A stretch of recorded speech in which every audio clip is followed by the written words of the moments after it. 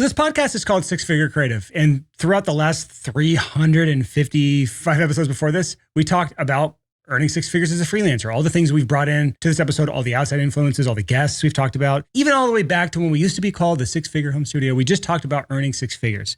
So you could say that this podcast is a playbook to earn six figures. It's a whole advice buffet. There's tons of stuff, more than you can ever consume. There's a few of you who've been around a long time and you've binged through every episode. Shout out to you people. But what about the playbook to go from six figures to multiple six figures? What about going from 200,000 to 500,000?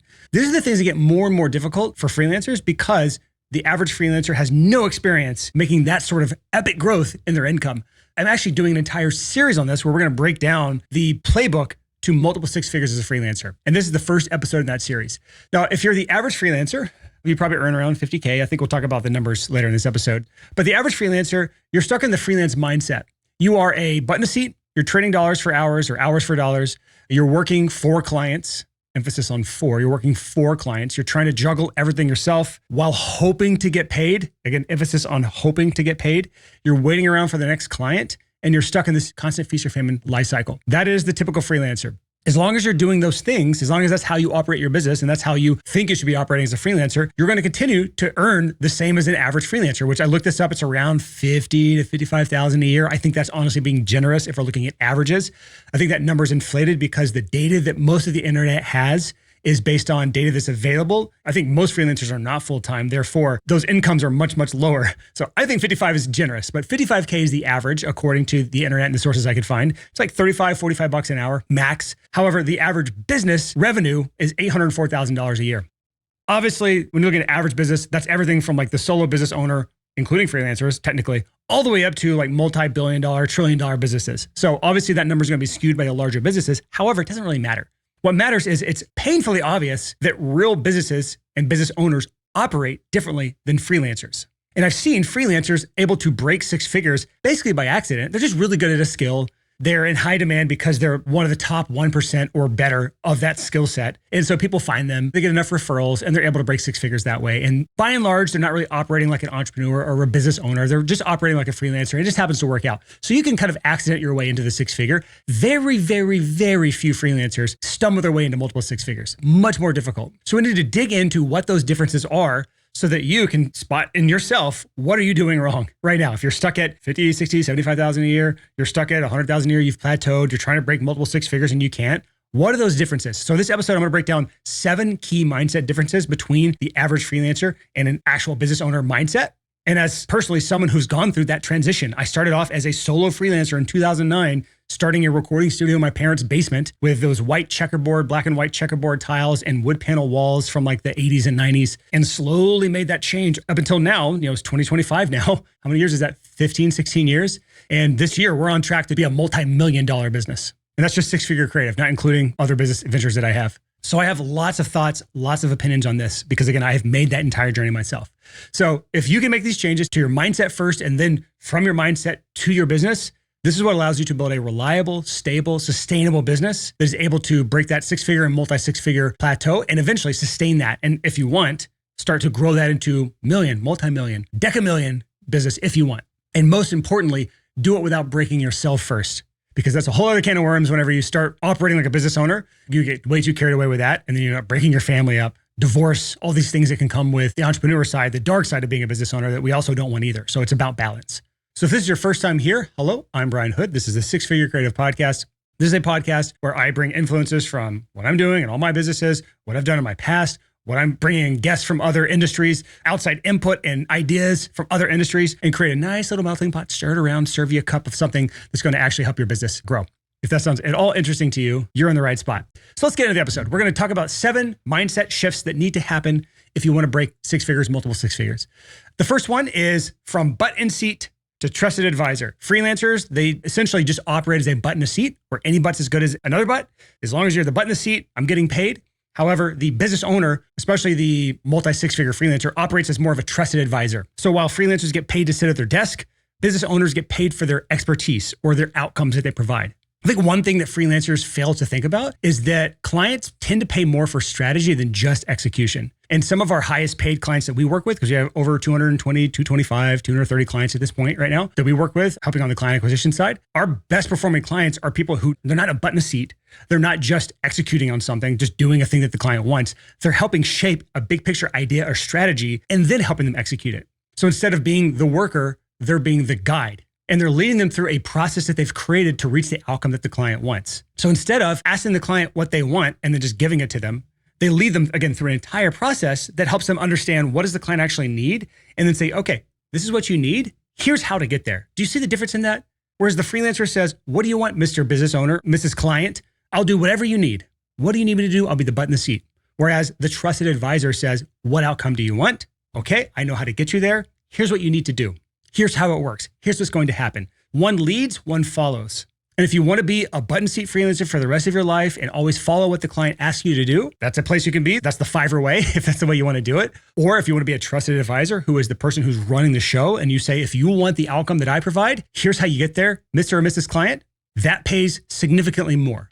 So when you charge for thinking, not just doing, you can charge significantly more. So when you're doing any sort of advisory work with a client before you get started with the project, any sort of strategic work, any sort of consulting that you do before you really start getting into the project, that pays more. The fees are higher. An easy example of this is the web designer who just takes orders. The client says, I want a website. Here's what we want. Will you build it? And web designer says, yes, I will build it. Here you go. Do you like it? Yes or no? That's how a lot of web designers operate, honestly. The other type of web designer says, okay, Mr. or Mrs. Client, what do you want? We want a website. Cool. They're going to ask bigger and better questions. What do you want the website to do? How do you want it to make people feel? What sort of messaging needs to be on the site? What's the outcome of the people you want to be on the site? Oh, you want to do this. You want to get your e-commerce store. You want to get increased conversions. You're a SaaS company. You want more free trials to sign up. You're a coach or consulting company. You want more book calls. Whatever the outcome is that the client wants. Now, me, the specialist in that field, knows how to shape the project to help the client get what they want.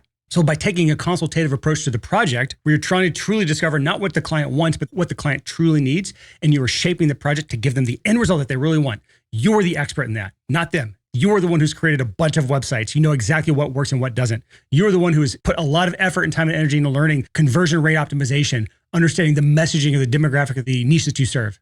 That's what I'm talking about here. And there's examples in every perceivable niche out there when it comes to the services you're offering, how you approach the services.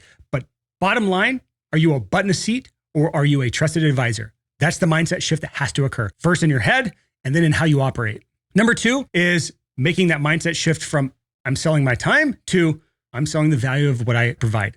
And this, again, I've talked about this in the podcast a million times, but freelancers charge hours for dollars while business owners charge for the outcome, the value they provide, results, in other words.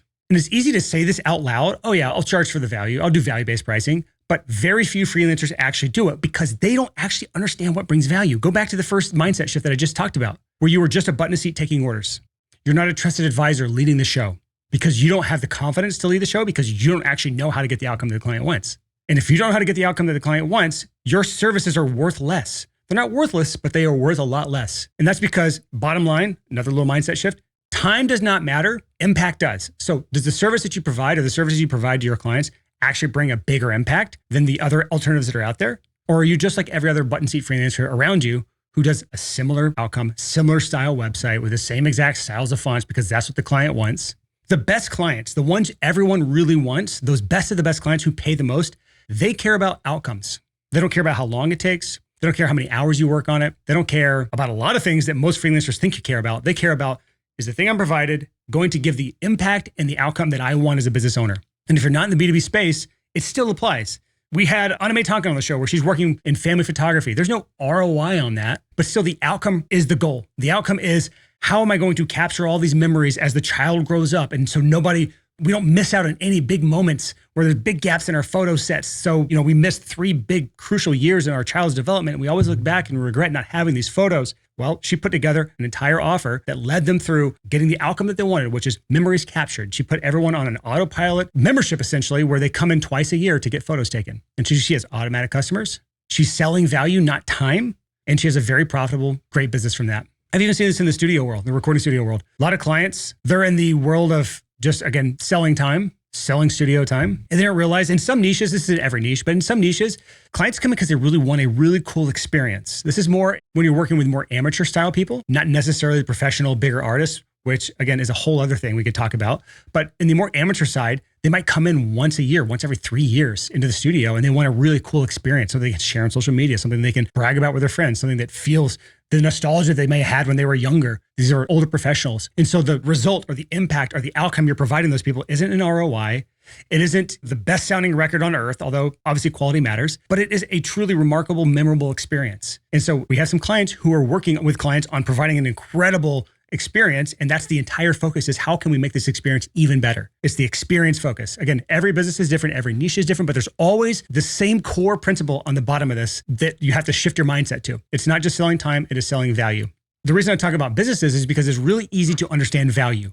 Value is a clear ROI. If you're helping your client make $50,000 or an extra $100,000 in a year or an extra $1 million in a year, why should you charge for hours that you spend on the project? Why would you do that?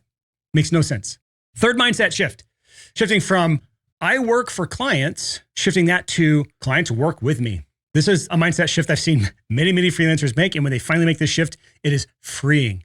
You are not an employee for your client. Your client is not your boss. Also, your client does not work for you. Obviously, they're paying you.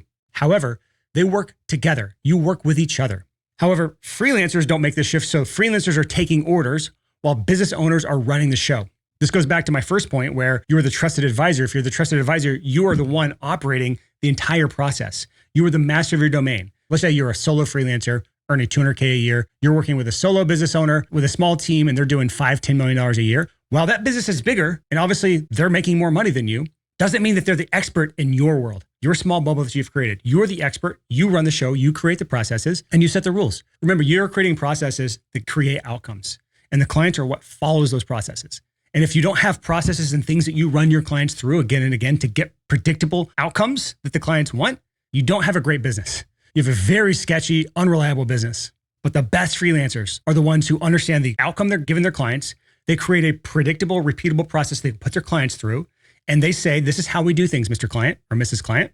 Not, what do you want? Let me shape everything that I'm doing around exactly what you want. Because again, the client doesn't always know what they need. And you should be the expert with the thing that you're providing, the outcome that you're providing. And also along with this mindset shift is you're not an employee. So if you get a client that's not a good fit, you can and should fire them. You'll make more money throughout your career if you work with people who respect your time, respect your skills, respect your boundaries, respect your processes, follow your processes, don't push back. At this point, I have fired a few clients though. And at this point, we currently have over 200 clients. A small percentage of those are just going to be bad clients. No matter what we can do to try to filter those out of the front, some bad clients will get through. And when those people rear their heads up and they try to pull us away from the process that we know is proven to work, and they try to do something way out of the ordinary, or they want to be treated as a special snowflake, we can't operate our business that way. Again, we are the experts in our domain. You're the expert in yours. So when you come into our world, you follow our processes. You follow how we do things because we have a thing set and created to create repeatable, predictable results, just like you should with your clients. And when that person bucks back and doesn't respect your process, the value you provide, the time you put into things, they don't respect your boundaries or any of those things, fire them. And it is very difficult to do when you feel like you work for the client. Because in that dynamic, now you're trying to do whatever you can to please that client so they don't fire you. And while obviously we want happy clients, we want clients to be ecstatic with us, that is much easier to do if we're just getting them great results. Whereas if you're just trying to keep a client happy, people please them and not really focus on results, and you're letting them run the show and mess up all your processes and pull you away from things and take longer, it's going to drag projects out. It's going to make things more difficult for the client. It's going to make things more difficult for you. You're going to hate your life. It's going to show through the client. Your client's going to feel how much you dislike them. It's not going to work out. So make that shift, again, number 3, from I work for clients to I work with clients. That's what businesses do. Businesses work with clients. It is a partnership of sorts. So mindset shift number 4 is freelancers think I can do it all, while business owners think who or what can help me. It's no surprise that freelancers basically try to do everything themselves because freelancers generally are cheap because they don't have a lot of resources. They don't know how to delegate or automate or systemize things. That's literally what a business is built off of. If businesses didn't have people, systems, automations, processes, if they didn't have these things, they're just going to implode. The structure is what creates the business. So as a freelancer, focusing on outsourcing low value tasks so that you're not doing them. We've talked about this before on past episodes. That way your time is spent on high impact stuff that's actually creating value for your clients, not low value stuff that is just admin work that anybody with a pulse could do. You can focus on using automations and tools and all the wonderful things that are out there that even if they charge a few bucks a month, who cares? It saves you so much time, effort, and energy. If you never have to send an invoice again, you never have to send a reminder again to get paid, how much is that worth to you when you're not the bill collector anymore? You're not out there debt collecting from clients. And if you do want to hire a team, my suggestion to you is hire before you're maxed out. If you're trying to get like a virtual assistant or somebody to help them with admin work, they can make your efficiency skyrocket. Like seriously, one assistant can make you like 2, 3, 4, 5 times more efficient on the rest of your business. However, hiring and training and delegating all those things and getting them off your plate onto assistant's plate takes time. It takes energy. And you're bad at hiring right now. You don't even know where to hire, how to hire, right? So you may mess up. You might have to do it 2 or 3 times before you find the right person. So if you wait until you are fully booked up and you are barely scraping by, you have no time left in order to start delegating things and getting them off your plate, it's too late because you now don't have time to get your time back. Do you see the dilemma there? So before you're maxed out on work, start thinking through how can I hire someone to take on some admin work off my plate? And if you are maxed out, you're gonna have to take a pay cut. You were better off long-term if you just say no to some projects on the short term so you can get someone on your team to help take on some admin work. And then as you get time back, start taking on that work again. But the mistake I see and why so many people can get to 6 figures and then get stalled out there is because they've maxed themselves out. And so they hit this wall. You can hit this wall earlier too. It could be 50, 60, 70,000 a year. Usually around 100, 120,000 a year. You hit this upper limit, this wall, and you're stuck in this point because you cannot get your time back because you can't invest any time to get it back. Getting your time back takes investment. It takes money, sure. It also takes time. And when you have no time left, you're in a really bad spot.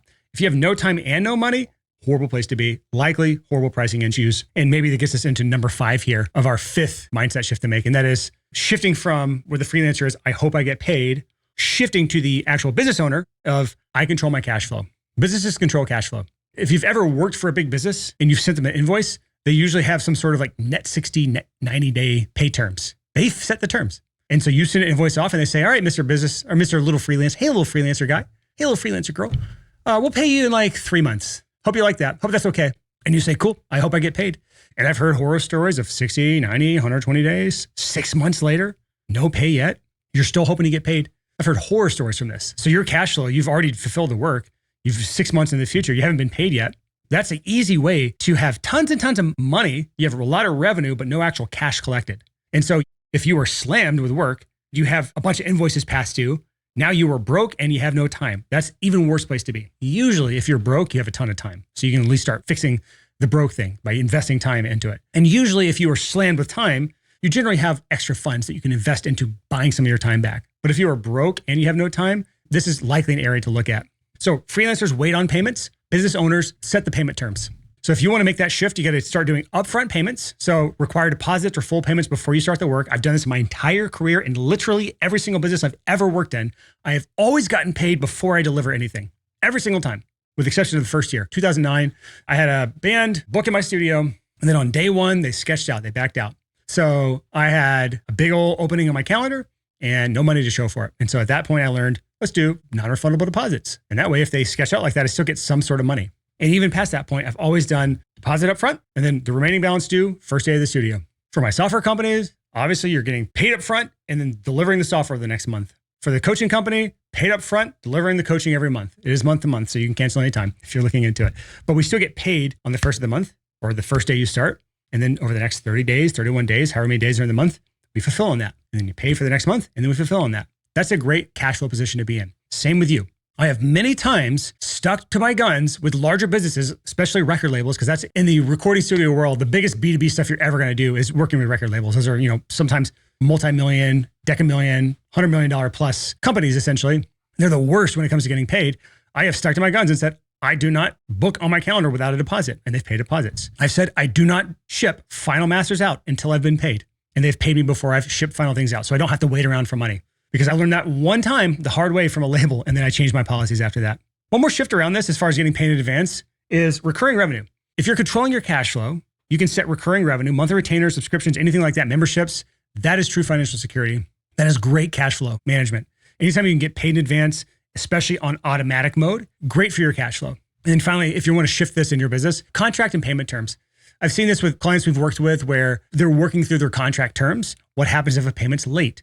How do you get these bigger clients to pay up front or to not wait past the due date, putting late fees in place? Or one of the ways you can shift it is instead of late fees, you have what they call an early payoff bonus, where the late fee, let's just say it's a $10,000 project generally, and the late fee might be $2,000. Instead of $10,000, and if you pay after this date is $12,000, instead you say the project is $12,000, and if you pay before this date, you get a $2,000 bonus off the fee. So you get an early pay discount. But if you set clear rules, set clear boundaries, make sure that they understand it and they agree to them, they will pay on time just about every damn time. Mindset shift number 6 is making the shift. This is Freelancers 101 from chasing clients or waiting around for clients. It's usually the latter of the two. The desperate example of this is you're just chasing clients. You've all seen that desperate freelancer who's just like chasing clients everywhere, so desperate to get work. Business owners, real businesses, they attract clients. That's the mindset shift. That's the difference. Freelancers either beg for work or wait around for work, while business owners create demand. Creating demand is the secret to success with this. I mean, this is where the rubber meets the road. This is where freelancers really struggle. They struggle to understand that demand is something that can be created. An easy example for me to use, because I do this all the time, is somebody listening to the show right now. This is maybe you, because we have a lot of new listeners. It's because we spend a lot of money on ads and we generate a few thousand leads a month at this point, new leads. And those leads, email addresses generated. Many of those people will get into the podcast and they'll be listening. This may be the first episode you've ever listened to. And before you saw the ad, you really were just living your life, right? And yeah, you have problems. You're responding to the ad based on the problems that you had, but you weren't out there searching for solutions to that. And now you're listening to the episode of the podcast where I'm building up, trying to break that multi-six-figure mark. And now you might have a goal of, I've been stuck at a 6 figures every year. Now I'm going to break this goal and I'm going to get to 200,000 or $250,000 or 300,000, maybe $500,000, or God forbid, maybe I want to break $1 million, right? And so now you're thinking bigger, thinking more possibilities. And maybe you listen to a few other episodes that we have and you'll realize client acquisition is a big struggle for me. Maybe I'm going to hire Brian to help. Maybe he knows more about client acquisition than I do. So I have essentially created demand for you. You were sitting there scrolling on your phone in a doom scroll, and then an ad caught your vision. You signed up, you got into my world, you listened to the podcast, and you started realizing the opportunity that's out there as far as getting more clients instead of waiting around for them. Stop chasing, start attracting, right? Those are all things that are building the demand for our services, which is client acquisition coaching and consulting. Think about that from your perspective. What do you need to do to create more demand for your services? The first thing is to start attracting people, you need to be attractive. There's obviously, that's a loaded term, like attractive, especially in the dating sense. I'm not even going to go down that rabbit hole. But in the freelance or business owner sense, as a freelancer, to become more attractive, there's a lot of things you need to do that the average freelancer likely doesn't do. You have to be seen as the go-to option in your niche. Case studies, proof that you actually can do what you say you can do, maybe a better portfolio, content like this, or some other version of that can all create authority and show you as this is the go-to person in that market or that niche, right? And when I say niche, niching down is another element of this. It is very difficult to be Cheesecake Factory. Although Cheesecake Factory, I guess their niche would be cheesecake. But if you ever look at their menu, sorry for my non-American listeners, I don't think you have Cheesecake Factory out of the US, but US people, been to Cheesecake Factory, it's like a book. It's a thick ass menu of so many different things. That is not specialization. But specialists get hired faster. They get paid more than generalists. It's much easier to raise your status as somebody as I specialize in this one thing. The freelance world for me is a very wide world. And I am not an expert in videography. I'm not an expert in photography. I'm not an expert in web design. I'm not an expert in graphic design. I'm not an expert in copywriting. I'm not an expert in home organization. We've had clients in that world. I'm still really not even an expert in the audio world. I haven't had Pro Tools on my computer since 2020. So I'm not an expert in the creative fields anymore when it comes to like the freelancers that we serve. But I am an expert now in client acquisition. I am very much the expert in that. And so that's how I've niched down.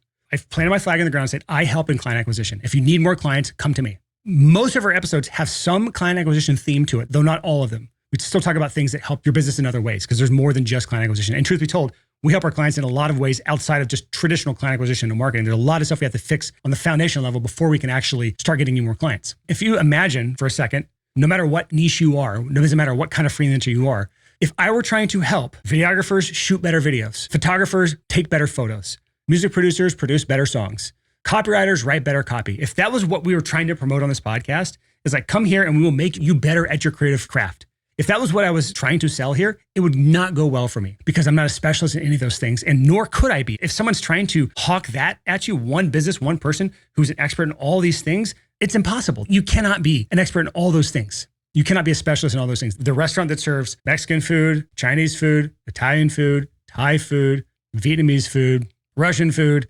fine dining, I'm putting in air quotes, buffet food, there's no way I would go to that restaurant. But that's what I'm talking about when it comes to being attractive. You were only attracted to me if you need clients, right? And that's okay. You should be attractive to your ideal clients and be seen as the go-to. However, once you are attractive, people still have to know you exist. That to me is the biggest area that freelancers suck at. You've still got to fill your funnel, as I call it. And that's where we get to mindset shift number 7, is shifting from just accepting that feast or famine is the way of life. And that's the average freelancer. Says, oh, this is just how things are. It's feast or famine. Things are hard. The economy's down. Politics are stopping the tariffs. The stock market's falling.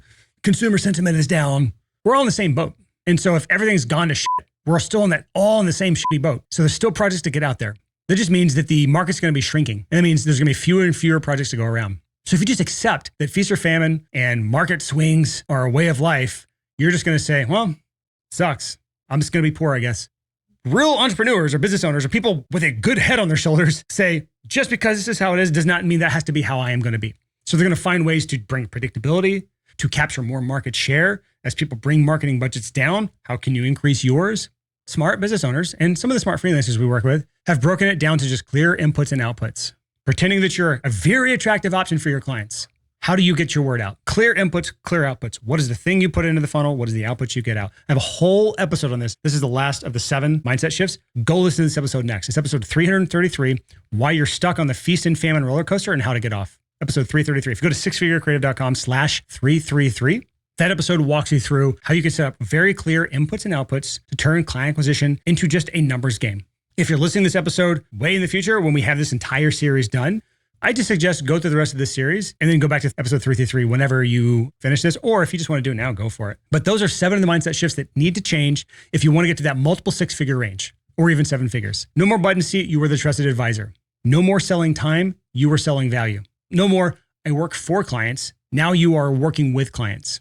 No more trying to do everything, now you are trying to find who or what can help me do the thing so you can get your time back. Number 5, no more hoping you get paid. Now you are controlling the terms. You are controlling your own cash flow. Number 6, you are not chasing clients and you sure as shit are not waiting around for clients to magically appear out of thin air. It does not work. Instead, you are attracting them by becoming more attractive and turning it into clear inputs, AKA number 7, shifting from the feast or famine life cycle that the average freelancer just goes through again and again, just accepting it as fate, instead saying, I control my own fate. To an extent. Obviously, there's unpredictable things. I'm not going to pretend that you are the captain of your ship and nothing can ever happen to change that. But I will say, in general, the people that I've seen, the most toxic mindset is just accepting that this is how things are when it's a bad thing. Instead of focusing on all the outside stuff you have no control over, politics, macroeconomics. Instead, focus on the things you can actually control, AKA control the controllables, the things in your life you can do, creating great messaging for your services, creating better pricing, better terms, making sure you get paid up front, having a good client agreement so you don't get screwed over, building out all that client acquisition system so that you've turned it into clear inputs and clear outputs. So those are the mindset shifts. From here, I've got about 5 or 6 more episodes planned for this series. So if you're watching in the future, just skip to the next episode, get to the second episode in the series. If you are waiting around for that series because you are live, you're week to week on this podcast, go back to episode 333, just as a good reminder. If it's been a while, it's worth a re-listen. Again, sixfigurecreative.com/333 for that episode. And if you need links or just notes or bullets or just anything from this episode, every episode is just sixfigurecreative.com/ the episode number. So this one is sixfigurecreative.com/356. So that's all I got for you this week. See you next week on the Six Figure Creative Podcast. Peace.